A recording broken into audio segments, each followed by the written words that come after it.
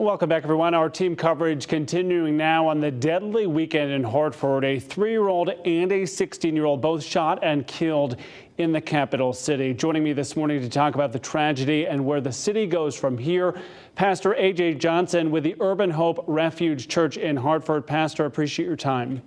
Good morning, and God bless you. God bless everyone. Yeah, same to you. First and foremost, Pastor, you are a dad of a 1-year-old and a 3-year-old. I wonder if you'd put that hat on for me and share your message to these two families that are just heartbroken this morning. Yeah, as a father, when I heard the message, my heart went out because no one should hear a message that their 3-year-old has been shot. No one should hear that. So as a dad, my heart immediately sunk to the bottom of my stomach because I have a 3-year-old. I know what it takes to invest in a 3-year-old. I know what it takes to help build the confidence in a 3-year-old, the time that is spent. And for that just to be taken in a matter of a moment is completely unacceptable. So my heart goes out to the family and all of the loved ones who are involved in this. Randall Jones and Jamari Preston both losing their lives in the capital city. We have talked before. You have been pretty direct saying that this isn't happening in places like Avon or Simsbury. Talk more about that. Yeah, back in June, my church, Urban Hope Refuge Church, the Greater Hartford Interfaith Action Alliance, the YWCA of the Hartford region, Power Up CT, a lot of folks got together to declare racism a public health crisis in Connecticut for this exact reason. When we think of racism, we think of it as something that just happens with a police knee on someone's neck. But systematic racism is real.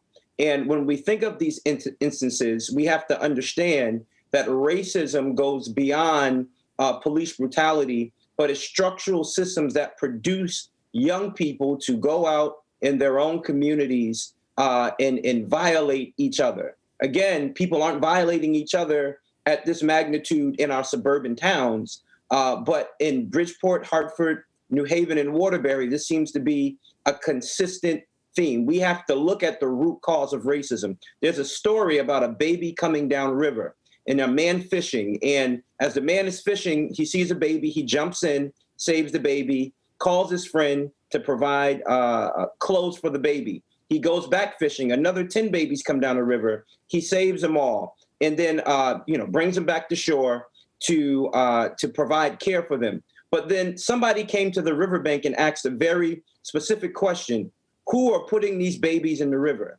And that is racism. We have to go upriver and address racism. We cannot continue to legislate the symptoms or police the symptoms of racism.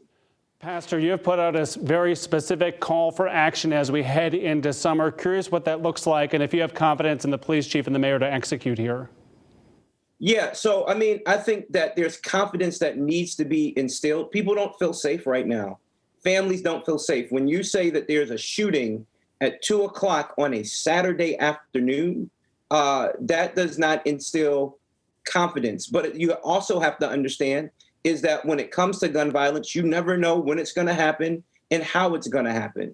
So, if there is a message on how we move forward, 1, we must address racism in Connecticut, not just the symptoms. 2, there needs to be instilled a confidence back into the residents of Hartford, okay? And 3, we have to find a way to support the agencies like Andrew Woods, Hartford Communities That Care, Compass, Ms. Henrietta Beckman, Reverend Brown, Dean Jones, Warren Hardy. We have to find a way to support these folks that are on the ground doing the work in Hartford. When we are asleep, these organizations are at the hospital with families, making sure that they are okay. So we have to find more violence prevention money to help prevent violent acts in our city. Pastor A.J. Johnson with the Hope Refuge Church, appreciate your time this morning. Thank you. Appreciate you. God bless you.